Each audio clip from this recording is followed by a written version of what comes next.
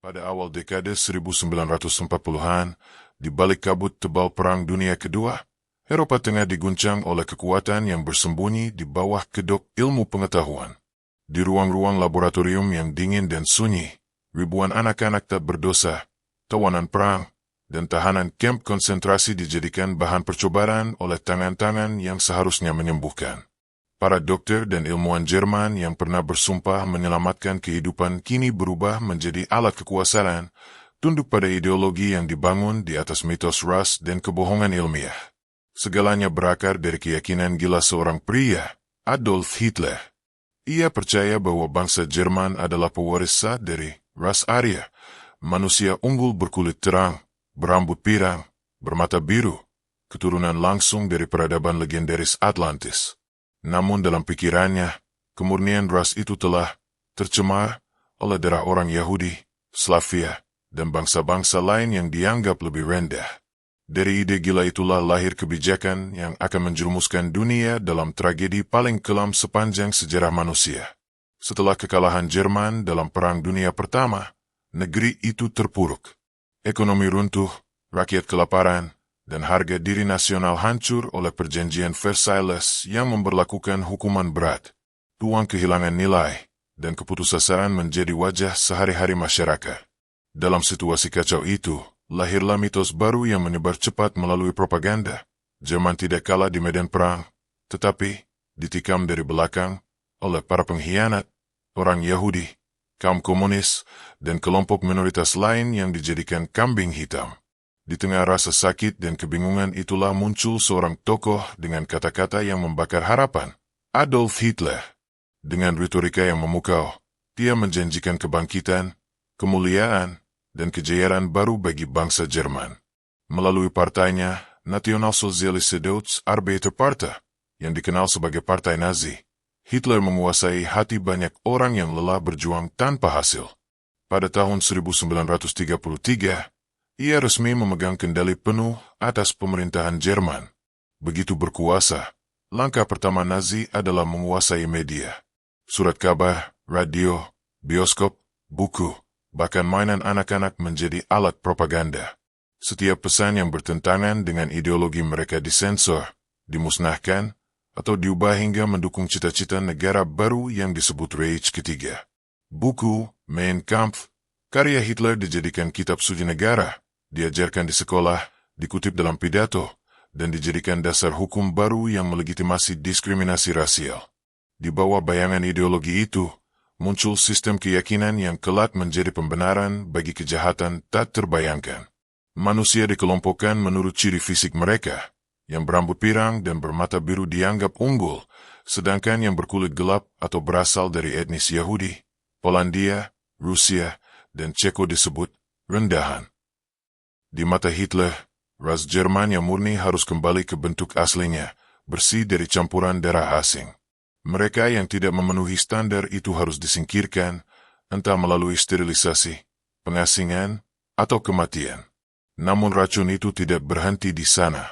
Nazi membentuk kementerian propaganda yang dipimpin oleh Joseph Goebbels, seorang orator ulung yang tahu bagaimana memanipulasi emosi massa.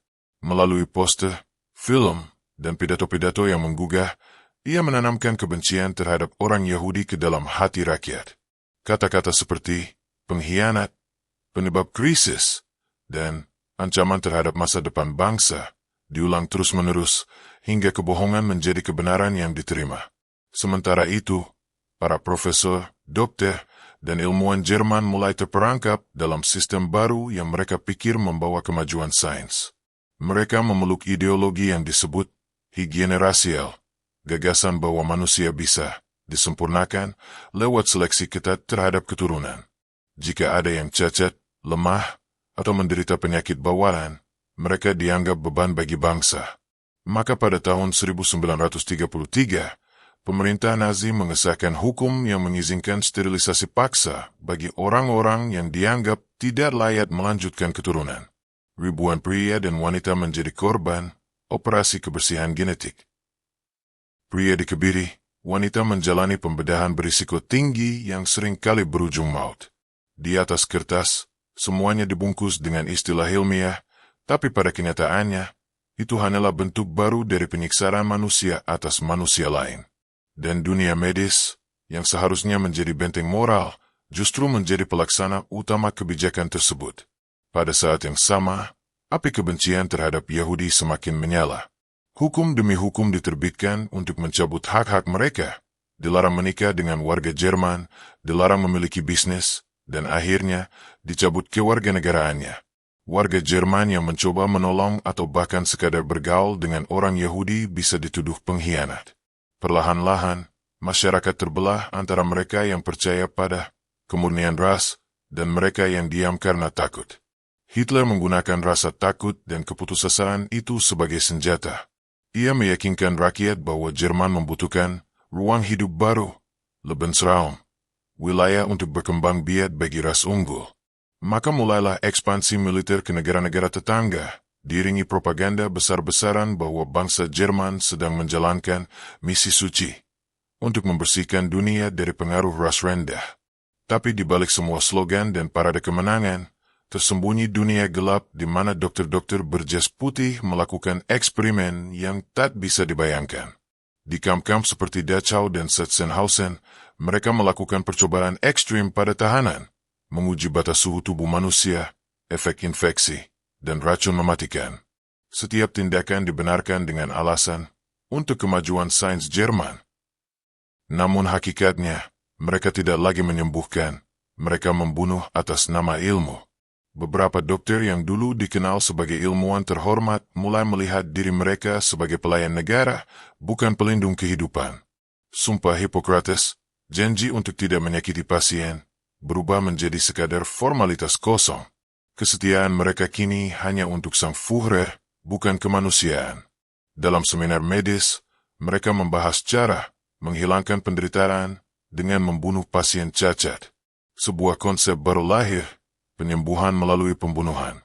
Tahun 1939, bersamaan dengan invasi Jerman ke Polandia, rezim Nazi meluncurkan program rahasia bernama T4 Euthanasia Program. Di bawah program ini, ribuan anak-anak dan orang dewasa penyandang disabilitas dibunuh secara sistematis. Dokter dan perawat diberi kewenangan mutlak untuk menentukan siapa yang layak hidup. Anak-anak dibujuk dengan permen atau susu yang telah dicampur obat penenang dosis tinggi, sementara yang lain dibawa ke kamar mandi palsu, di mana gas karbon monoksida perlahan mengakhiri hidup mereka.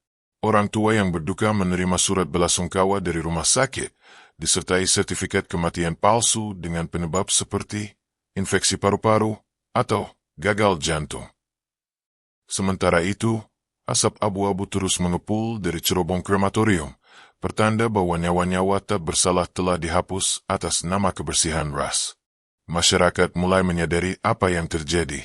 Mereka mengenali bus abu-abu tanpa jendela yang setiap hari lewat membawa penumpang terakhir mereka, orang-orang tua, anak-anak, dan pasien yang dianggap tidak berguna.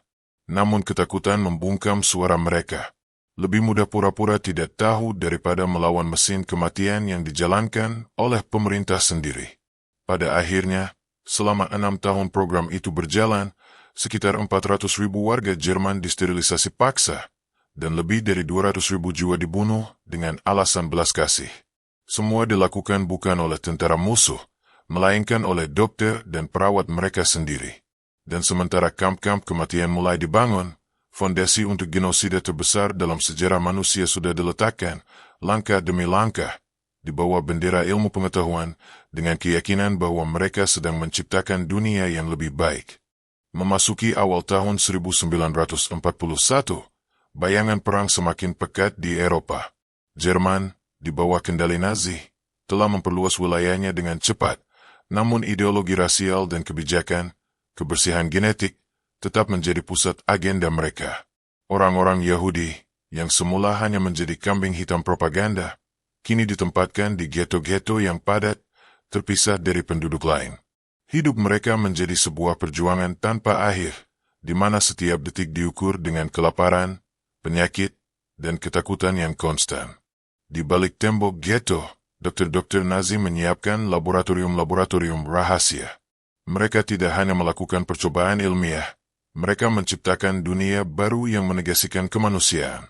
Tawanan diperlakukan seperti objek eksperimen, dari uji suhu ekstrim hingga racun mematikan, dari operasi bedah tanpa anestesi hingga penyuntikan penyakit berbahaya. Semua tindakan dibungkus dengan retorika ilmiah dan tujuan memperkuat ras Jerman. Namun kebenarannya adalah, mereka telah menjadi arsitek kematian, dan setiap keputusan yang dibuat di laboratorium itu beresonansi hingga ke kamp konsentrasi lainnya. Sementara itu, di sekolah-sekolah, anak-anak Jerman diajari konsep ras unggul dan inferior. Latihan matematika dan pelajaran biologi diubah menjadi propaganda tersembunyi, menghitung beban yang dibawa oleh mereka yang cacat atau sakit. Dari usia muda, generasi baru diprogram untuk menerima keyakinan bahwa sebagian manusia memang pantas untuk dimusnahkan demi kepentingan bangsa. Sementara propaganda menyelimuti pendidikan, masyarakat umum dibentuk menjadi saksi pasif atau bahkan kolaborator dalam kejahatan yang belum pernah mereka bayangkan. Program T4, yang sebelumnya menjadi rahasia, kini merambah lebih luas seiring dimulainya Perang Dunia Kedua. Dengan dalih mengosongkan rumah sakit dan sumber daya medis untuk tentara yang terluka, para dokter diinstruksikan untuk membunuh pasien yang dianggap tidak berguna. Para perawat dan tenaga medis menjadi eksekutor. Mereka menyuntikkan dosis mematikan, membiarkan kelaparan, atau memimpin para korban ke kamar gas yang tersembunyi. Nama eutanasia diberikan sebagai kedok belas kasih, padahal hakikatnya adalah pembunuhan sistematis. Dalam kamp konsentrasi, kekejaman mencapai puncaknya. Dokter yang dulunya dianggap terhormat mulai melakukan percobaan yang tak masuk akal, mencampurkan zat kimia untuk melihat efeknya pada organ manusia, menginfeksi tawanan dengan penyakit mematikan, atau mengamputasi anggota tubuh untuk meneliti daya tahan manusia. Tidak ada yang tersisa dari etika profesi medis. Semua tindakan dibenarkan atas nama ilmu dan kesetiaan kepada Führer. Tahanan menjadi pion dalam eksperimen yang menegaskan superioritas ras Arya, meskipun tidak ada bukti ilmiah nyata yang mendukung klaim tersebut.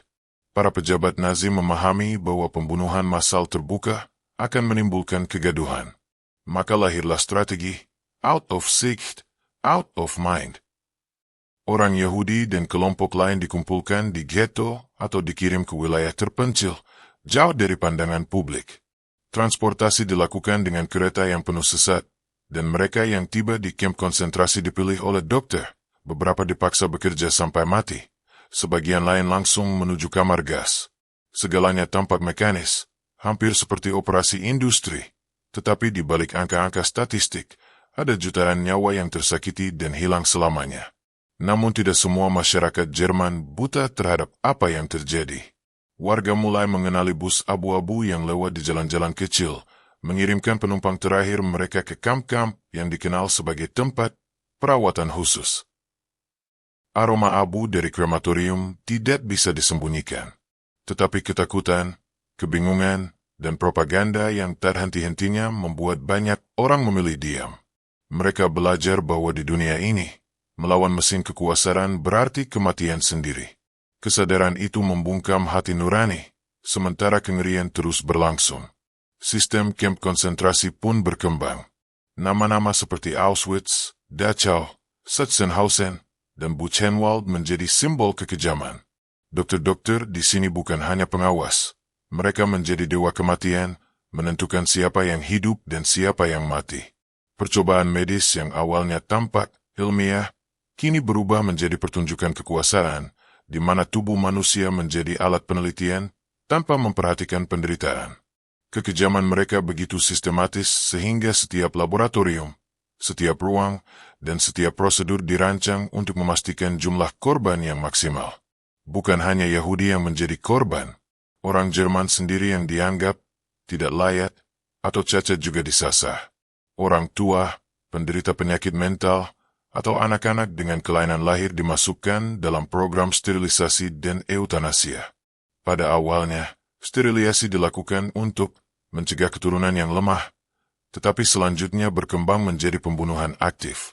Dokter-dokter dan perawat yang ikut dalam program ini meyakinkan diri mereka bahwa mereka sedang membantu korban dengan mengurangi penderitaan, padahal sesungguhnya mereka menghancurkan kehidupan.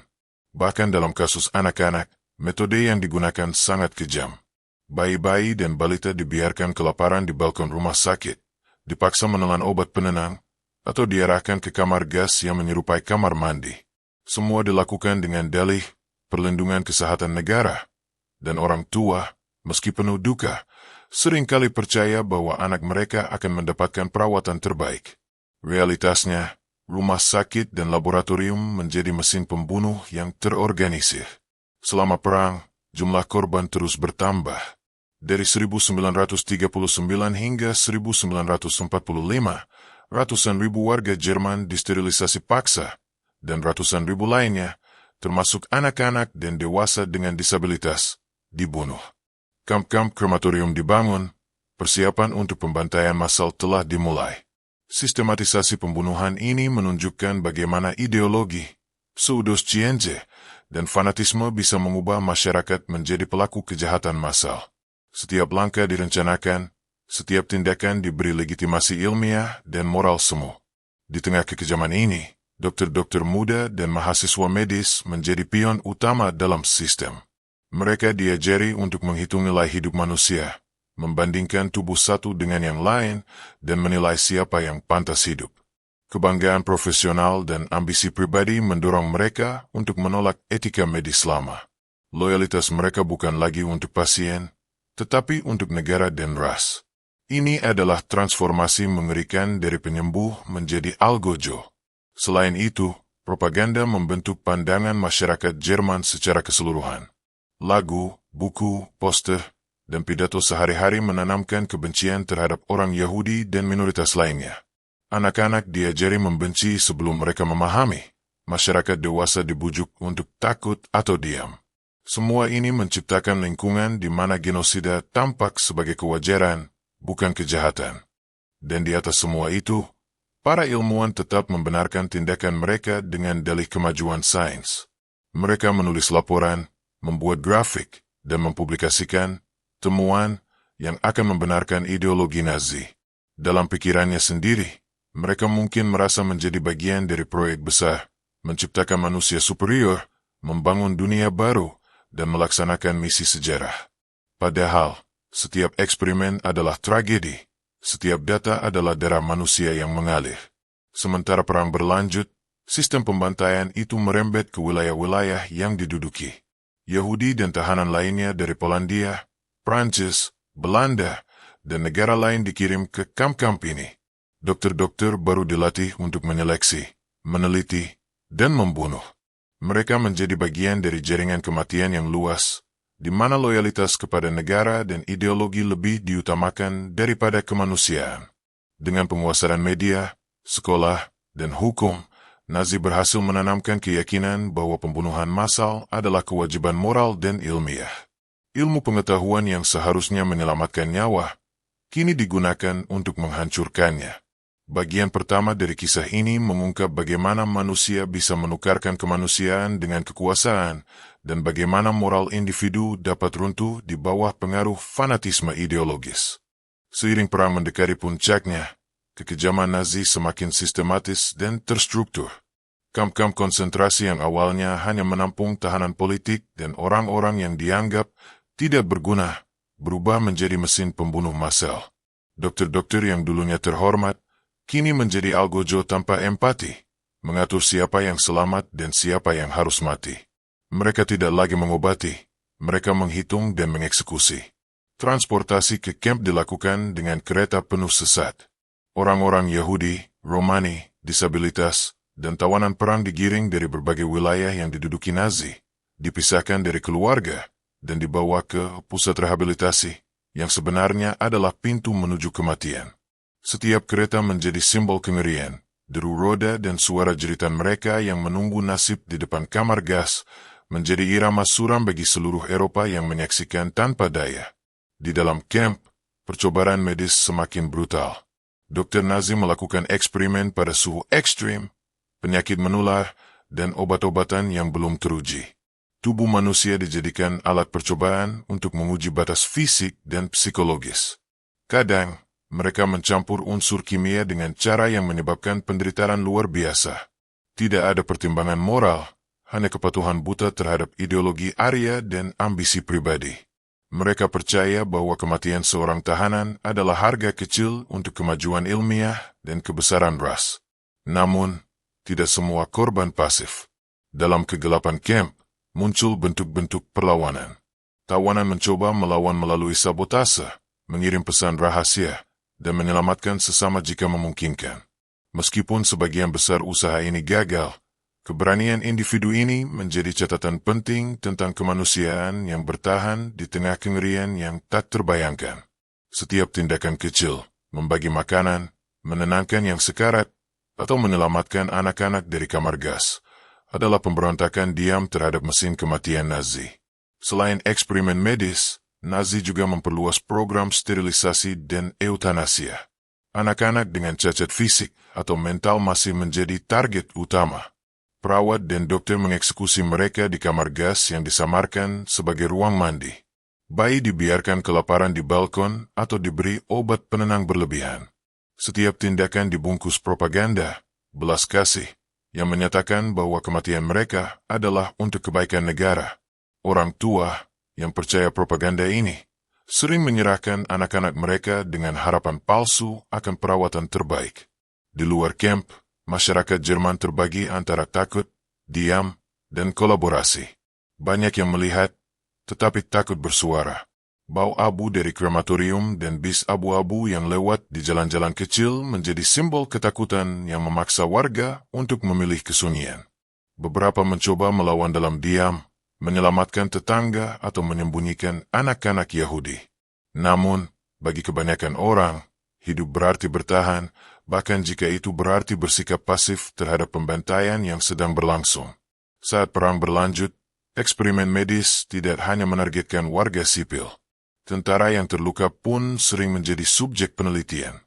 Mereka diuji ketahanan fisik dan psikisnya, bahkan kadang dieksperimenkan secara langsung di medan perang. Dokter-dokter ini percaya bahwa mereka memajukan ilmu pengetahuan dan mempersiapkan bangsa untuk kejayaan di masa depan, tanpa menyadari bahwa mereka sendiri telah menjadi perwujudan kekejaman paling murni. Ketika tahun-tahun terakhir perang tiba, kengerian mencapai puncaknya. Para dokter dan perawat memaksimalkan jumlah korban, sementara infrastruktur camp dirancang untuk memproses kematian secara massal. Krematorium bekerja siang dan malam, dan gas kamar berfungsi dengan efisiensi mengerikan. Statistik menjadi alat propaganda tersendiri. Setiap angka adalah nyawa manusia yang tak tergantikan. Mereka yang selamat sering membawa trauma seumur hidup. Tubuh mereka mungkin hidup, tetapi jiwa mereka hancur. Pada akhirnya, invasi sekutu membuka kengerian ini kepada dunia. Kamp-kamp ditemukan dalam kondisi mengerikan, mayat-mayat yang tak terhitung jumlahnya, laboratorium yang masih berantakan dengan alat-alat percobaan, dan sisa-sisa percobaan manusia yang tak pernah dibayangkan.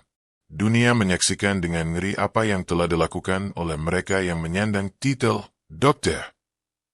Mereka bukan penyembuh, melainkan arsitek kematian, manusia yang mengorbankan etika, moral, dan kemanusiaan demi ambisi dan ideologi.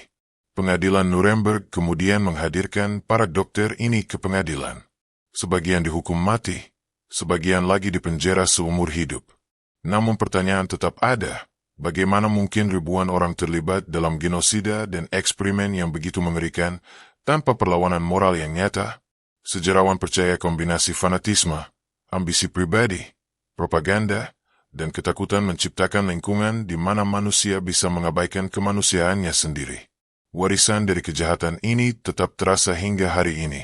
Nama-nama camp, percobaan medis, dan kebijakan sterilisasi menjadi pengingat suram tentang kengerian yang bisa timbul ketika ilmu pengetahuan disalahgunakan, ideologi ekstrim diterapkan, dan moralitas ditinggalkan. Pendidikan Holocaust menjadi vital agar generasi berikutnya memahami bagaimana kebencian, fanatisme, dan pseudoscience bisa menghancurkan masyarakat dan menghancurkan nyawa jutaan manusia. Dari ribuan nyawa yang hilang, ada juga cerita tentang keberanian, kasih sayang, dan kemanusiaan yang bertahan. Para korban yang selamat menceritakan kisah mereka, menulis buku, dan menyebarkan kesadaran agar dunia tidak melupakan. Mereka menjadi saksi hidup bahwa, Meskipun kegelapan manusia bisa ekstrim, semangat kemanusiaan tetap ada, meski tersembunyi di tengah penderitaan yang paling kelam. Akhirnya, kisah ini bukan hanya tentang kejahatan yang dilakukan dokter-dokter Nazi, tetapi juga tentang bagaimana masyarakat dapat kehilangan arah moralnya ketika fanatisme dan propaganda mendominasi. Ini adalah pengingat bahwa setiap generasi harus waspada terhadap ideologi yang mengancam kemanusiaan dan bahwa ilmu pengetahuan tanpa moralitas bisa menjadi senjata paling mematikan. Dalam bayangan Kemp, dalam abu yang mengepul dari krematorium, dan dalam catatan percobaan medis yang tercatat, tersimpan peringatan abadi. Kemanusiaan harus selalu dijaga, dan kekejaman tak boleh dibiarkan tumbuh sekecil apapun benihnya.